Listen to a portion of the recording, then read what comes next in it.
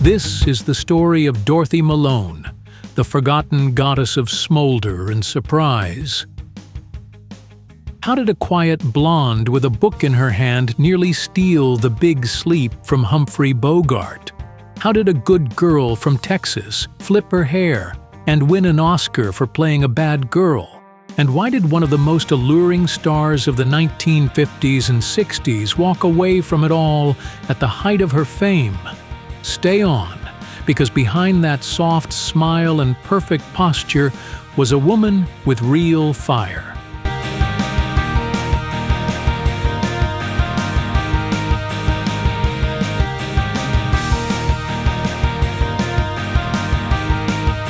She was born Mary Dorothy Malone in Chicago, 1924, but raised in Dallas, Texas, a devout Catholic schoolgirl with a striking gaze and a brain for books.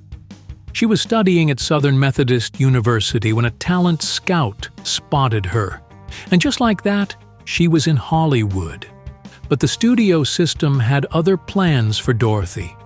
She was cast as the good girl, soft-spoken, supportive, dependable.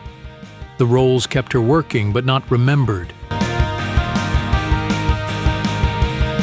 How did she nearly steal the spotlight in a Bogart film? In 1946, she appeared in just one scene in The Big Sleep. A bookstore clerk, a brunette wig, one flirtatious exchange with Bogart, and the air crackled. Hello. Hello. No nudity, no fanfare, just timing, tone, and one slow removal of eyeglasses. Dorothy Malone had arrived, and audiences never forgot that look. For years, she was typecast, the loyal friend, the sweet sister. So she made a radical change. She dyed her hair blonde. And in 1956, she took a role that shocked everyone. How did she go from ignored to Oscar-winning? Stay on.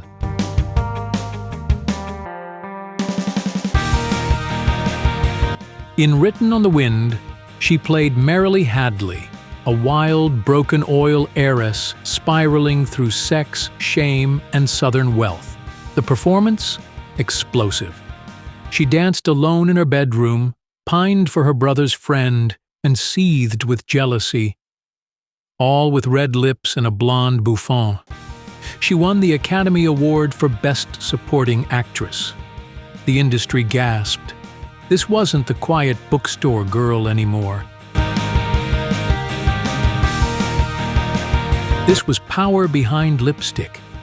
But that Oscar didn't open every door. Why did she vanish from the spotlight? Hollywood still didn't know what to do with a woman who was both sensual and serious. They wanted her to play wild women, but nothing more. And Dorothy Malone refused to be a gimmick.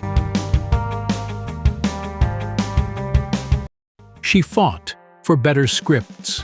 She clashed with producers. And she slowly began to fade. Not because of talent, but because she wouldn't play their game. Behind the scenes, she married and divorced twice.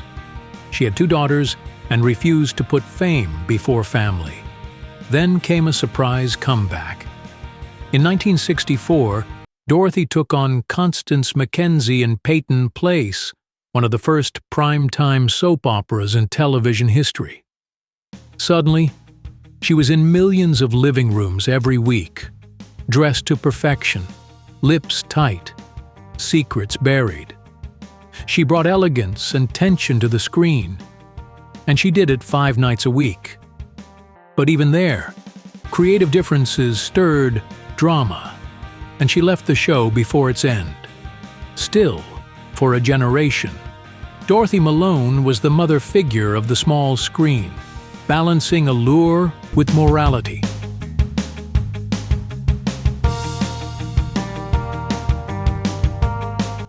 Why did she leave it all behind? Because she wanted to. Because Dorothy Malone was never in it for the fame. She valued family. She wanted a real life. She moved back to Dallas, raised her daughters, made the occasional film, but stayed out of the tabloids. No scandals, no public breakdowns, just peace. Her final film role was in 1992's Basic Instinct, a small but pointed appearance in a film filled with new generation temptresses. It was a wink, a nod, a farewell.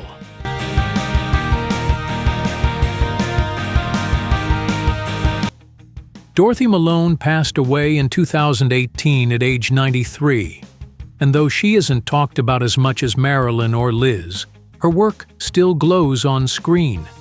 She was the girl next door who could set fire to a scene with one look. She was underestimated until she wasn't. She was Hollywood's quiet storm.